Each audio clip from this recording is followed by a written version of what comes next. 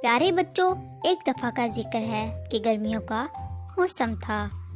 जंगल में तमाम जानवर अपनी खुराक की तलाश में थे और वो ज़्यादा से ज़्यादा खुराक जमा करने में लगे थे ताकि सर्दियाँ आने पर वो भूखे ना रहें। और जबकि जंगल में दूसरी तरफ एक टिड्डा भी था जो कि बहुत कामचोर और सुस्त था।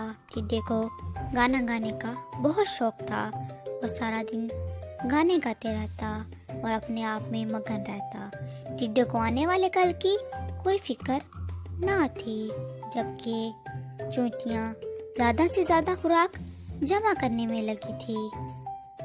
एक दिन जब चोंटियाँ अपनी खुराक लेकर टिड्डे के पास से गुजरी तो टिड्डा उन पर जोर जोर से हंसने लगा और कहने लगा, तुम इतनी मेहनत से खुराक जमा क्यों कर रही हो?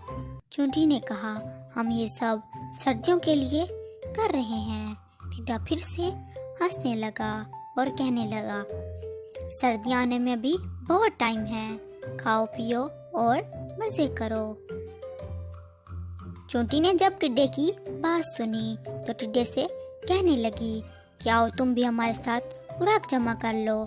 लेकिन टिड्डे ने उसकी एक ना सुनी और आराम से सो गया। चोंटियाँ खुराक जमा करने में लगी रही और जबकि टिड्डा अपने आप में मगन रहा। चोंटियों ने अपने लिए बहुत सारी खुराक जमा कर ली। गर्मियाँ ख़त्म हुई और सर्दियाँ आ गई। टिड्डे को बहुत ज़्यादा ठंड लग रही थी और भूख से उसका बुरा हाल था। टिड्डे ने सोचा कि काश उसने भी खुराक जमा की होती तो आज उसको भूखा ना रहना पड़ता। इतने में उसको चोंटियों का ख्याल आया कि चोंटियों ने तो बहुत सी खुराक जमा कर रखी है, क्यों ना मैं उनके पास मदद के लिए चला जाऊं। और वो चोंटियों के पास गया और उनसे कहने लगा कि मेरी मदद करो, मैं बहुत भूखा हूँ। चोंटी बहुत रहम दिल थी, उसको यूं सर्दी में कांपता ना देख सकी और उसको अपने साथ अंदर ले गई।